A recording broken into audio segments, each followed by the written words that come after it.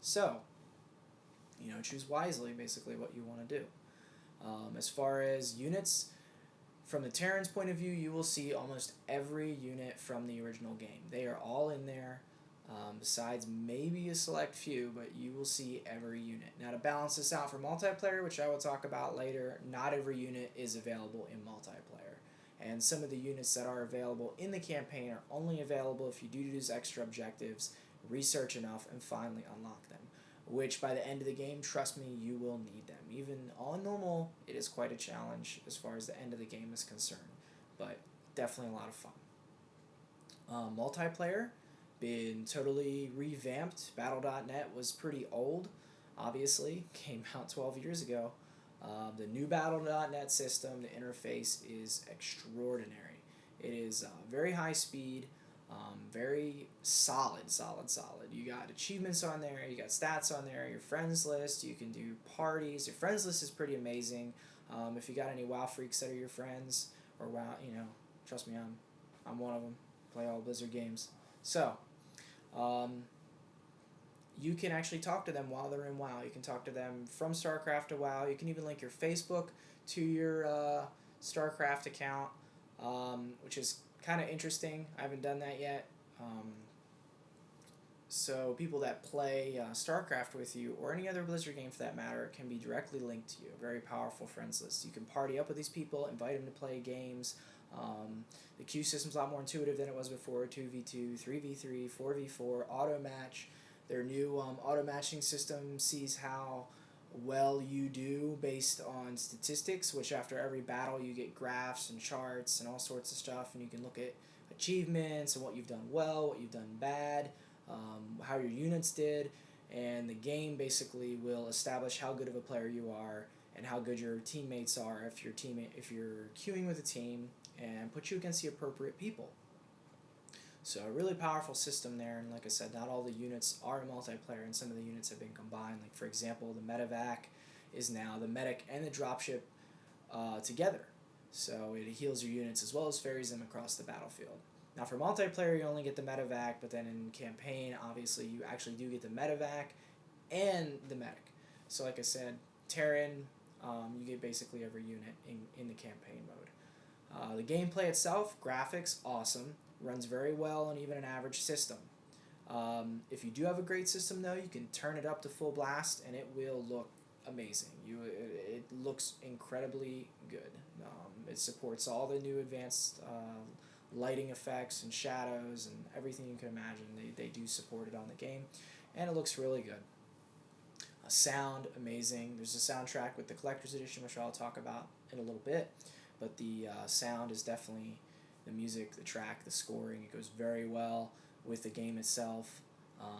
It basically matches the action, and it's just a very, very cinematic experience. And speaking of cinematics, there's plenty. Blizzard does not let you down on this one. They had a ton of revolutionary cinematics in the old StarCraft games, and they do the same in this one. Their full CG cinematics are awesome, but they also do a in-game graphic cutscene, which the graph very, very good looking. It doesn't look cheesy. I know it's a RTS, but it looks amazing for the in-game cutscenes that they do. They do some amazing battles, so on and so forth. Don't really want to spoil anything for you guys. Just have to play it, and you will be blown away by the way the movies and stuff look in there. So yeah, the delivery and the cinematics and things of that nature. Delivery, I highly recommend the collector's edition. It is definitely worth your money. The box game itself is about $60, and the collector's edition is about $100, give or take, with taxes, depending on obviously what country you live in.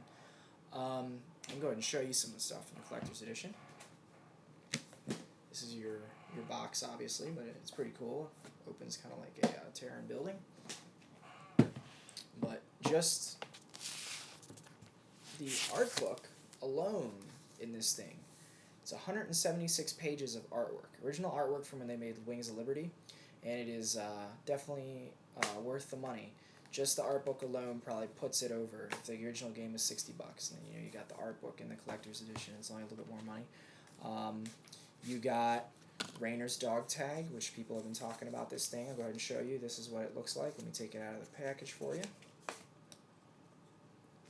Okay, so this is Rainer's Dog Tag. It's a 2 GB USB drive. You have both original games on here, which you can actually play off of this. So all you need is this right here. And it actually does have Rainer's information on it. It's like a true dog tag, and it's metal. So definitely cool stuff. Soundtrack, awesome. So the guys here at the Mystery Workshop are definitely jamming out to the Star Trek, the soundtrack to Starcraft.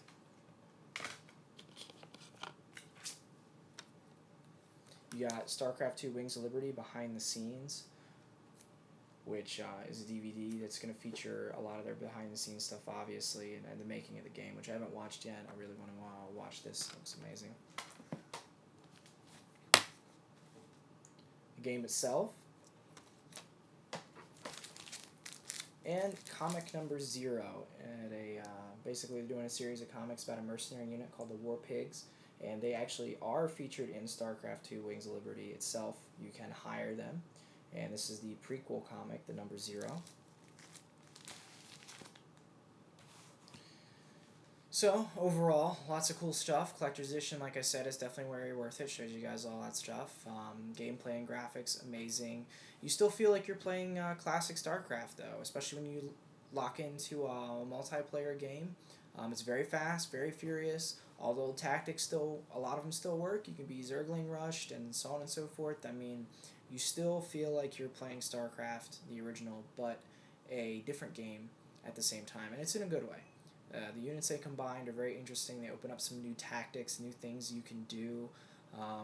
When you're playing the campaign, you will definitely have moments where you're like, what the heck is that giant fanged creature thing that's about to eat all of my units? Holy, what is that?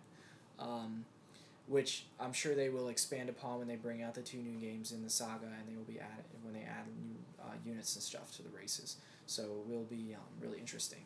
So for game 1 of 3, Wings of Liberty, definitely worth it, definitely worth your money. And if you're not a StarCraft fan, I still recommend possibly picking it up, giving it a shot, because as an RTS game in general, or even just as a cinematic movie experience, it is a pretty amazing game.